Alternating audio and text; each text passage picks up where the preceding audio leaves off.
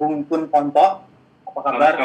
Baik, baik. Terima kasih untuk kesempatan bincang-bincang sore hari ini.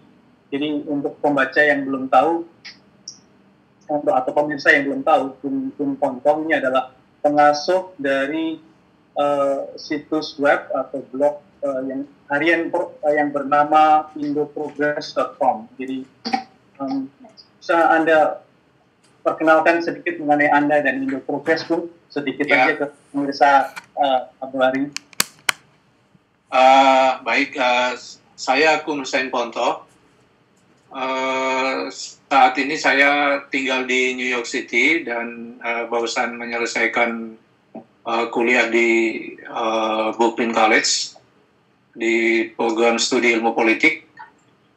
Saya mengawal atau mendirikan Indoprogress sekitar 10 tahun yang lalu, dan sekarang ini kami berkonsentrasi untuk mengawal agar supaya rancangan undang-undang pilkada ini bisa dibatalkan kembali. Indoprogress ini adalah sebuah media yang progresif, pluralis, yang ingin membela dan mengawal dan meningkatkan pemahaman pembaca tentang apa itu pluralisme, apa itu kebebasan berpikir, apa itu penghargaan terhadap perempuan, sikap dan penolakan kita terhadap militerisme di Indonesia, dan kemudian bagaimana agar supaya nilai-nilai yang berbau etnisitas, rasisme, dan religiusitas yang radikal itu bisa kita minimalisir agar supaya kita bisa melangkah lebih baik ke depan. Saya kira itu, Bung. Oke, terima kasih, Bung Ponto. Ya, ini menyangkut kisruh rancangan undang-undang pemilihan kepala daerah di Indonesia ini. Kalau menurut kacamata Anda bagaimana? Jadi Anda yang setiap hari membaca perkembangan di Indonesia, kalau menurut kacamata Anda bagaimana? Menurut saya ada dua hal yang paling mendasar mengenai ditetapkannya RUU Pilkada ini, yang kemudian kenapa kita mesti menolaknya. Yang pertama adalah alasan historis, bahwa ketika kita berjuang menjatuhkan Soeharto dan rejim Orde Baru pada saat tahun 1998 itu adalah karena salah satu ciri khas dari rejim Orde Baru itu adalah pemerintahnya bersifat sangat sentralistik.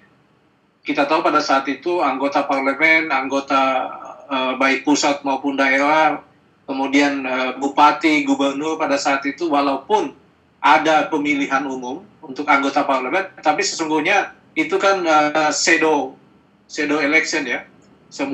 Semua anggota parlemen itu terlebih dahulu harus melewati screening dari pemerintah. Kemudian kemudian bupati dan gubernur itu kan dipilih oleh DPR pada saat itu, dan kita tahu adalah mereka itu sama sekali tidak mengabdi kepada rakyat, tetapi mengabdi kepada pemilihnya, yaitu dalam hal ini pertama adalah pemerintah, dan yang kedua adalah anggota parlemen yang memilih mereka dalam hal ini adalah partai politik. Jadi itu pertama alasan historis, sesuatu yang sudah terjadi, sudah terbukti di masa lalu tidak baik, dan sekarang kemudian setelah itu kita maju ke depan dan berubah menggantinya dengan pemilihan langsung. Yang kedua itu adalah alasan teoritis. Kalau kita kembali misalnya ke Rousseau itu mengatakan bahwa antara yang dipilih ya dan yang memilih itu belum tentu sama kepentingannya. Yang dipilih ini bisa saja ketika dia duduk di parlemen itu dia tidak mewakili kepentingan rakyat, karena di sana dia sangat terikat dengan aturan main yang ada, kemudian dia juga wakil dari partai politik yang ada, sehingga ketika dia terpilih bisa jadi dia memperjuangkan hal-hal yang tidak mewakili kepentingan konstituen. Dan karena itu kemudian menurut Rousseau, pemilih itu atau rakyat sudah harus terus-menerus didekatkan dengan siapa yang dia pilih. Nah, siapa yang bisa dia pilih itu dengan demikian dalam hal pelembagaan adalah membuka pemilihan kepala daerah itu sedekat-dekatnya kepada mereka. Itu yang pertama. Yang kedua, bahwa masih menurut Uso agar supaya pemilih ini atau anggota parlemen yang dipilih ini tetap mewakili kepentingan mereka dan tidak berkhianat terhadap kepentingan rakyat, maka rakyat itu harus diberikan hak recall. Ya, jadi kalau anggota parlemen itu terbukti tidak memilih mereka, maka rakyat berhak merecall mereka, mengganti mereka setiap saat.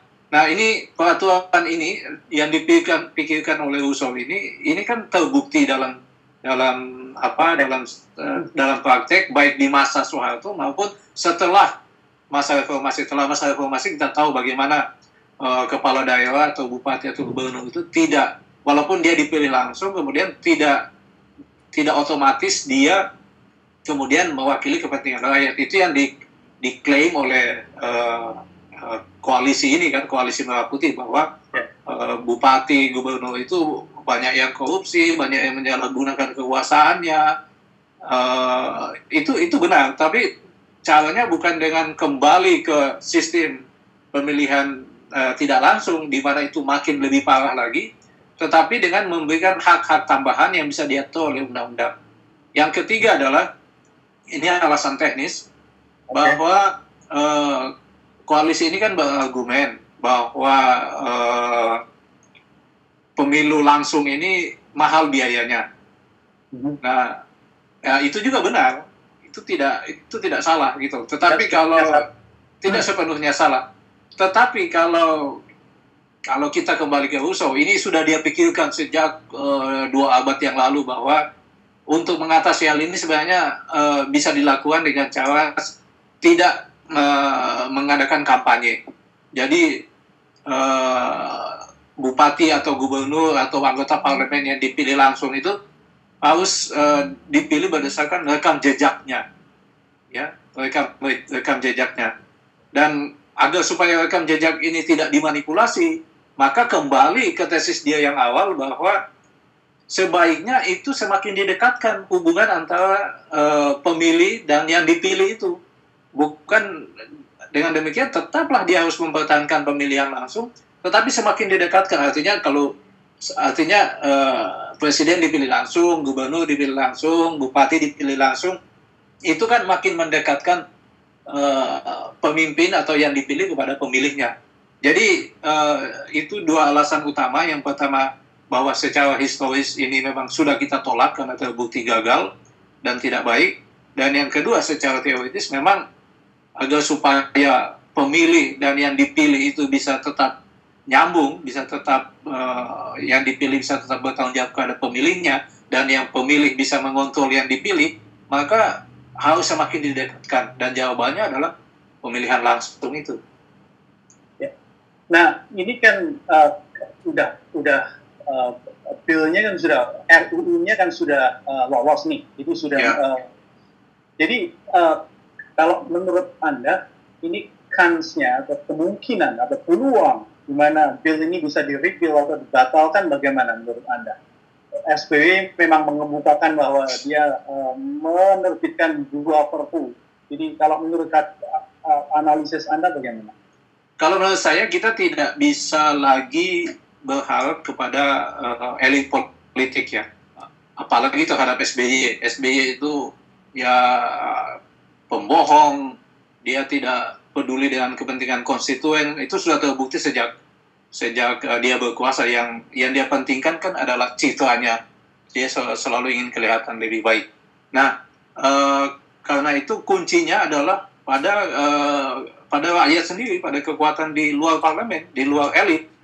Dan karena itu adalah salah kalau kita kemudian menganggap atau menyederhanakan persoalan ini sebagai persoalan antara koalisi Indonesia Hebat yang berada di bawah di lingkaran Jokowi, dan kemudian koalisi Merah Putih yang ada di kubu Prabowo dan SBY CS. Ini adalah persoalan rakyat dan elit-elit politik yang ingin berangus hak pilih rakyat ini.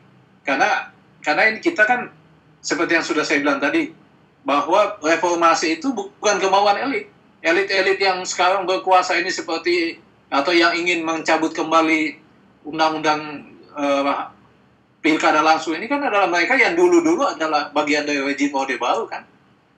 Jadi ini adalah masalah rakyat dengan masalah elit politik atau oligarki yang banyak disebut oleh kawan-kawan saat ini. Jadi sangat tergantung pada rakyat. Apabila rakyat ingin sungguh-sungguh undang-undang pilkada ini tidak atau bisa dibatalkan, maka rakyat yang harus bergerak dengan membangun komunikasi, kontak-kontak, pengorganisiran, dan kalau perlu selain ke Mahkamah Konstitusi adalah dengan melakukan demonstrasi atau aksi-aksi damai di jalanan. Jadi Anda salah satu yang berinisiatif di Pantai Timur ya untuk melakukan demonstrasi anti atau tolak pilkada di New York baru-baru ini. Jadi mungkin untuk yang awam itu kan, apalagi kita berada di Amerika kan, kita bertanya-tanya kan, Bung Kun ini kan jauh di Amerika, apa impactnya, apa dampaknya ke tanah air. Jadi tolong kira-kira Bung dengan penjelasan yang sederhana, tolong jelaskan ke pemirsa kami kira-kira bagaimana apa yang kita bisa lakukan di sini itu bisa memberikan dampak di tanah air. Mungkin bisa Bung jelaskan kira-kira supaya orang bisa terbuka. Oh, sangat berdampak sekali ya, terutama dengan kemajuan informasi teknologi ya. Itu akan menjadi semacam pemicu kepada teman-teman di Indonesia bahwa ini bukan hanya masalah mereka yang ada di Indonesia, tapi ini masalah kita yang ada di sini. Sementara buat kita yang ada di sini, dengan kita melakukan protes terhadap undang-undang pilkada ini, maka itu sebenarnya juga melindungi atau mengamankan hak politik kita. Kan kita setiap pemilu kan punya hak untuk memilih, iya kan? Nah ya. Sekarang ini yang baru diputuskan adalah undang-undang pilkada ini. Nanti ke depan akan kalau ini tidak kita batalkan, maka mereka akan semakin leluasa untuk membuat undang-undang yang akan lebih merugikan hak politik kita gitu loh, atau hak kita sebagai warga negara. Jadi inilah dampaknya, atau inilah pentingnya kenapa kita melakukan aksi-aksi di luar negeri. Yang pertama, untuk menunjukkan kepada kawan-kawan di dalam negeri bahwa oke, ini adalah persoalan kita bersama, dan ini harus kita selesaikan secara bersama-sama.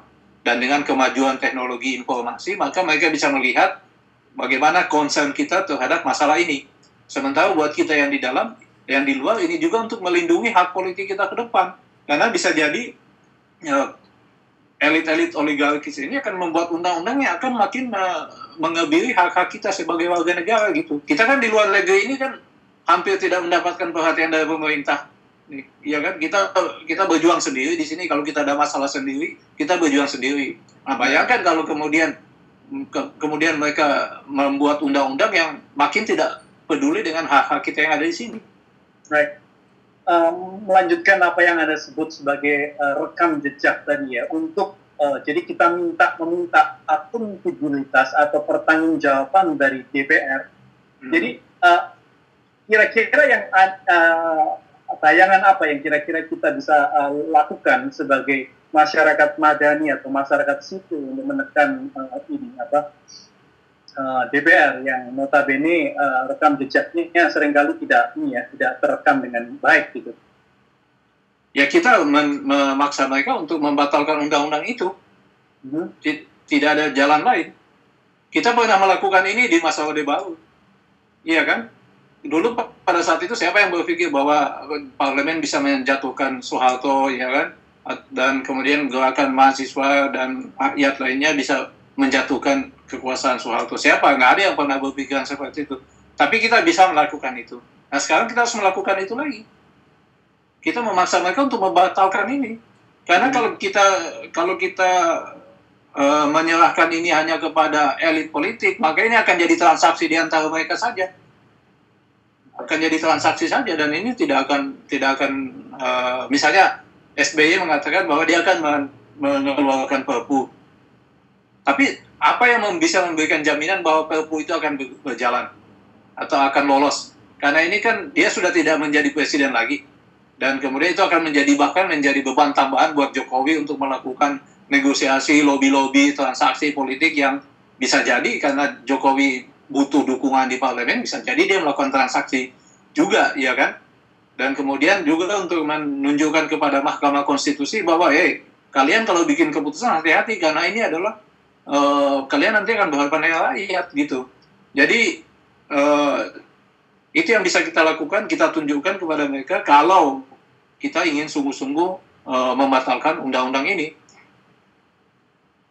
Oke, Bung Ponto, terima kasih untuk masukan Anda. Jadi saya kira ini sangat berharga untuk semua orang Indonesia yang concern, yang prihatin, yang memedulikan nasib Republik Indonesia. Terima kasih untuk waktu Anda dan sukses untuk indoprogress.com juga. Terima kasih, sama-sama.